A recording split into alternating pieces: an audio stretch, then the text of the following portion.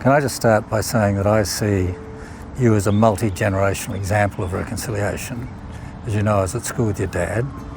Yeah. As you know, I was told he was Maltese, and that was a mark of the times. Yeah. That a kid would be treated better if you thought he was Maltese. It's the Sally Morgan story. Yes, yes. And then I watched your dad doing the most amazing things to bring Aboriginal people into law, politics, local government. You know, extraordinary man. And then you pop up.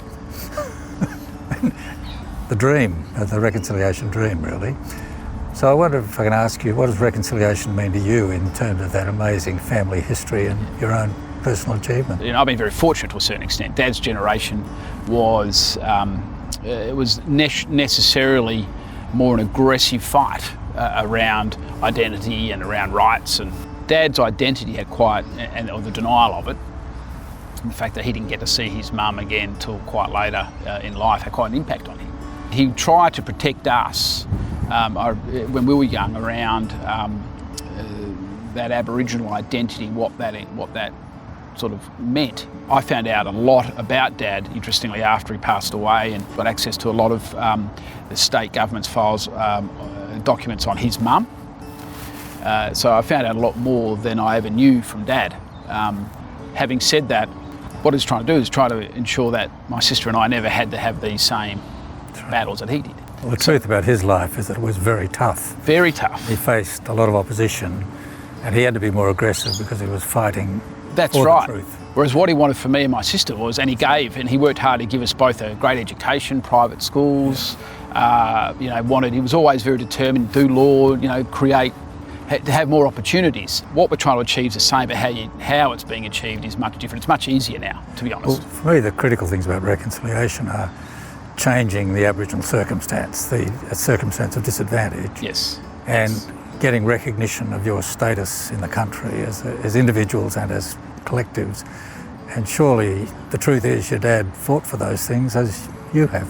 Absolutely. There's another truth that's still very awkward, isn't there? And that there's still a lot of disadvantage, a lot of people going to jail, Absolutely. A lot of kids leaving things.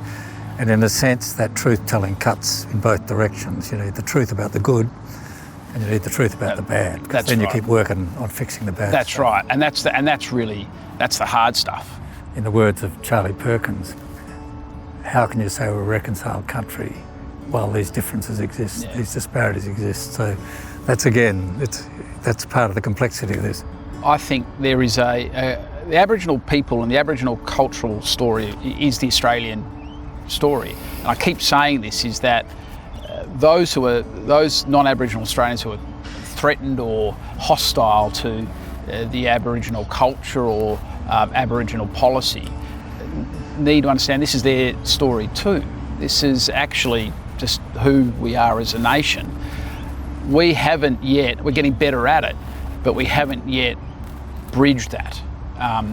But until we, through this reconciliation process, have an acceptance and embracing the fact that our story is old, our story is wonderful, but our story was torn asunder at that colonial impact that still haunts us. Until we can resolve that, then the Australian story is going to be dented globally. And anyone who's travelled knows that this is an outstanding issue that we all have to account for around the world. I still see too many Aboriginal kids falling out of the system. Yeah. I still see a situation where kids who are just as important as my grandchildren to me, are not getting what I call the Australian fair go. They're not getting a chance.